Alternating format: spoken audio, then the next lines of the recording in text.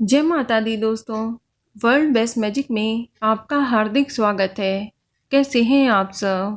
ये बताने के लिए कमेंट बॉक्स में जय माता दी जरूर लिखें। दोस्तों, आज हम सुनेंगे दशा माता की पहली कहानी, जो इस प्रकार है।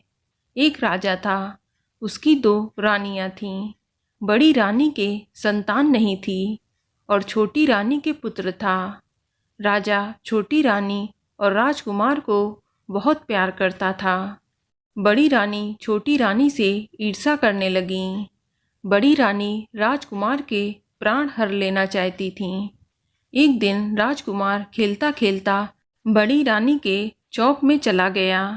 बड़ी रानी ने राजकुमार के गले में एक काला सांप डाल दिया। छोटी रानी दशा माता का व्रत करती थी। राजकुमार दशा माता का ही दिया हुआ था। दशा माता की कृपा से राजकुमार के गले में सांप बिना नुकसान पहुंचाए ही चला गया। दूसरे दिन बड़ी रानी ने लड्डुओं में जहर मिलाकर राजकुमार को खाने के लिए दिया। राजकुमार जैसे ही लड्डू खाने लगा तो दशा माता एक दासी का रूप धारण कर आईं और राजकुमार के हाथ से लड्डू छीन लिया। बड़ी रानी का ये वार भी खाली गया। रानी को बड़ी चिंता हुई कि किसी भी तरह से राजकुमार को मारना है। तीसरे दिन जब राजकुमार फिर बड़ी रानी के आंगन में खेलने गया तो रानी ने उसे पकड़कर गहरे कुएं में ढकेल दिया। चूंकि कुआं बड़ी रानी के आंगन में बना था, इसीलिए किसी को भी पता नहीं चला कि राजकुमार कहाँ गया। लेकिन जैसे ही बड़ी रानी ने राजकुमार को कुएं में ढकेला तो दशा माता ने उसे बीच में ही रोक लिया। इधर दोपहर हो जाने पर राजकुमार के न लौटने पर राजा व छोटी रानी को चिंता सताने लगी। दशा माता को भी इस बात की चिंता हुई। राजकुमार को उसके माता पिता के पास किस प्रकार पहुंचाया जाए। राजकुमार को तलाश करने वाले कर्मचारी निराश होकर बैठ गए।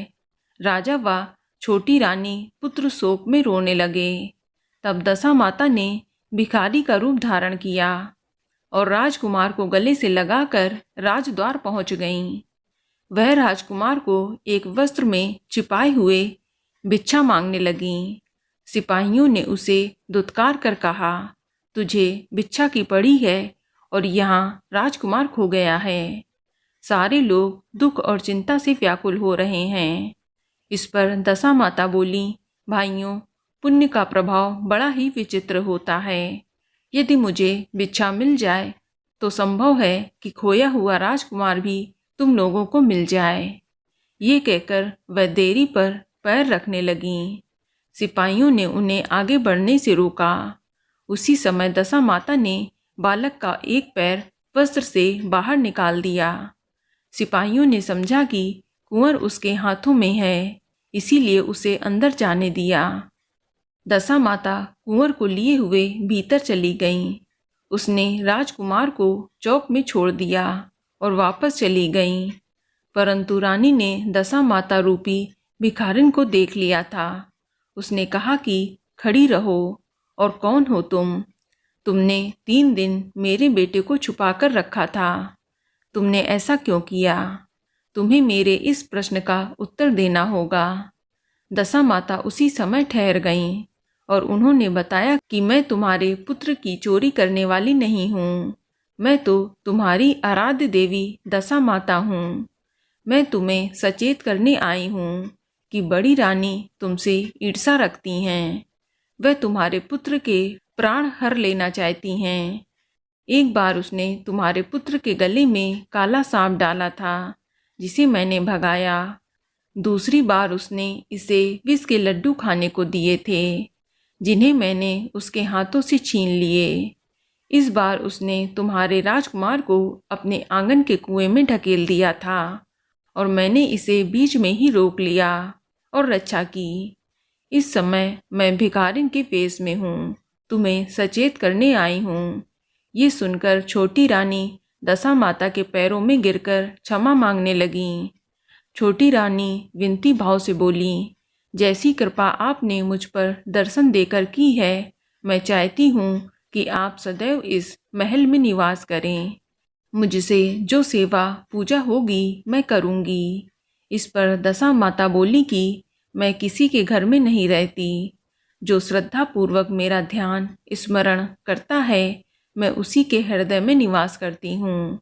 मैंने तुम्हें साक्षात दर्शन दिए हैं, इसलिए तुम सुहागिनों को बुलाकर उन्हें यथाविधि आदर सत्कार के साथ भोजन कराओ और नगर में डिंडोरा पिटवा दो कि सभी लोग मेरा डोरा ले और व्रत करें। इतना कहकर दशा माता अंतर ध्यान हो गईं। रानी ने अपने राज्य की सौभाग्यवती स्त्रियों को निमंत्रण देकर बुलाया और उपटन से लेकर शिरोभूषण श्रृंगार तक उनकी यथाविधि सेवा कर भोजन करवाया और दक्षिणा में गहने आदि देकर विदा किया। रानी ने अपने राज्य में डिंडोरा पिटवा दिया कि अब से सब लोग दशा माता का डोरा लिया करेंगे। तो बोलो दशा माता की जय। तो दोस्तों, ये जानकारी आपको अच्छी लगी तो कमेंट में जय माता दी जरूर लिखें और अगर आपका कोई सवाल हो तो उसे कमेंट बॉक्स में अवश्य पूछ लें और इस वीडियो को लाइक करें, शेयर करें और साथ ही साथ चैनल को सब्सक्राइब करें। धन्यवाद।